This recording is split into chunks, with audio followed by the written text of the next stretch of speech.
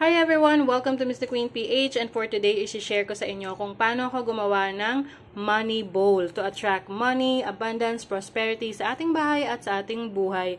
Syempre, malapit na matapos ang taong 2023, so pinaghahandaan na natin ang pagsalubong sa taong 2024 ng may positibong pananaw sa buhay. At syempre, gusto natin maka-attract ng abundance, prosperity, money, good things in life. So, ang money bowl ay makakatulong sa atin na ma-manifest yung mga gusto nating mangyari ng mga positibong bagay, especially sa ating finances sa taong 2024 at kahit anong taon, basta positibo yung pananaw mo, di ba?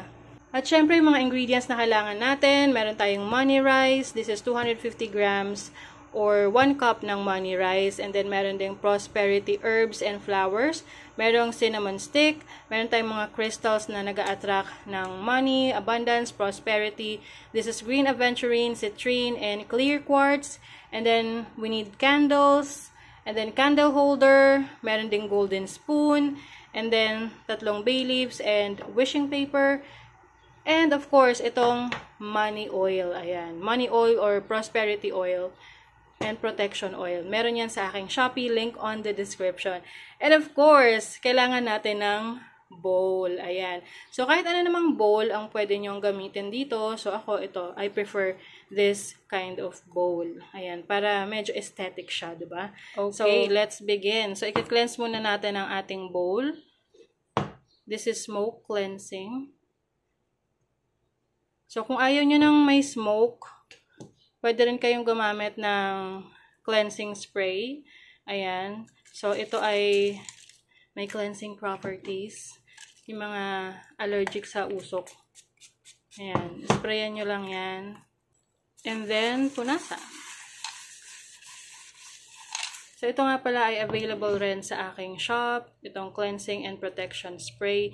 Kapalit yan ng smoke cleansing kung ayaw nyo nang nagpapausok. Okay. So, ilagay na natin ang ating money rice. Yan. This is 250 grams ng money rice or 1 cup ng money rice. And then, lagay natin tong mga herbs. Mixture to ng mga prosperity herbs and flowers. Yan. And then, meron tayong spoon. Haluin lang natin to ng clockwise. Ayan. Habang na-affirm mo, I am abundant, I am prosperous. Ayan.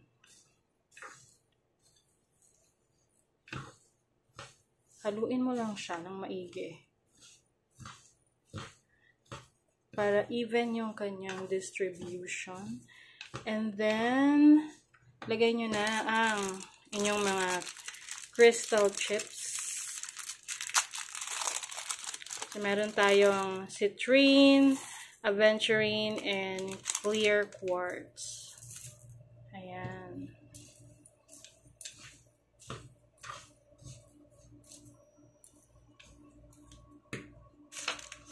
And then, lagyan nyo na rin ng cinnamon.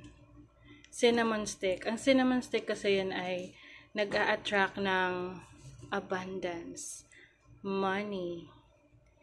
And then, ito ay orange slice, dried orange slice. Lagay nyo na rin yun dyan. And then, sa bay leaf naman, magsulat kayo ng mga affirmations nyo.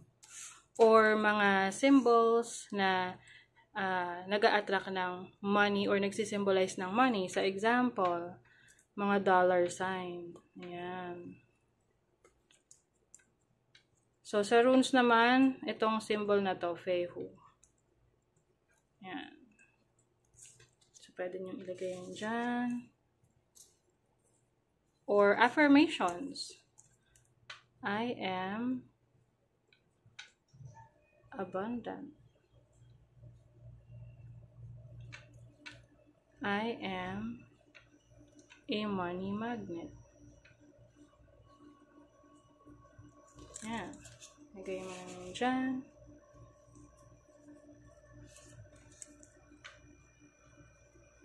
Money comes to me easily. At kung ano-ano pa mga affirmations na gusto mong ilagay, isulat para sa iyong gustong i-manifest. And then, kung meron pang mas mahaba kang gustong i-manifest or gustong i-wish for the whole year, ayan, pwede mong isulat dyan. Tapos, i-fold mo siya ng paharap sa'yo. At ilagay mo lang, ilublub mo lang yan dyan sa money rice. At syempre, dahil ito ay money bowl, so kailangan natin ng pera. Lalagyan natin yan ng pera. So, i-roll mo lang or kahit paano mo gustong ilagay yung pera dyan. Ayan, lagay ka lang ng pera.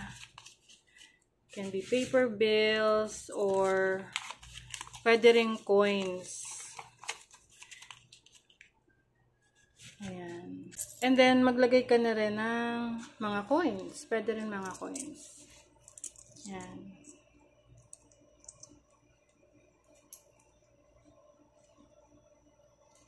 Right.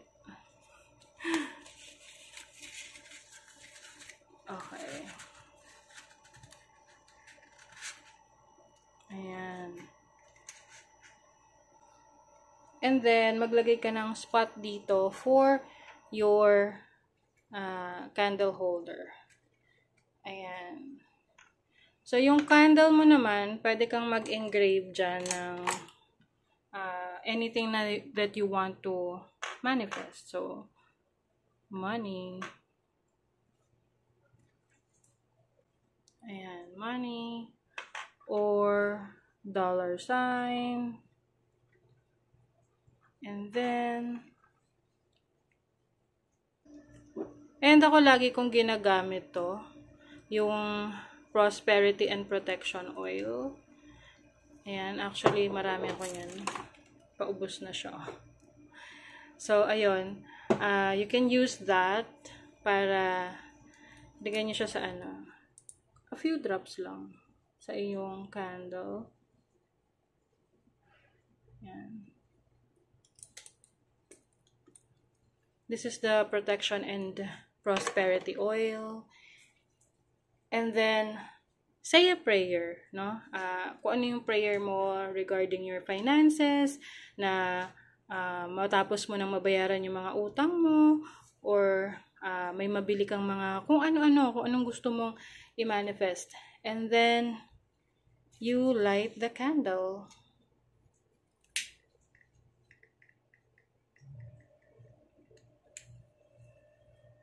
Ayan.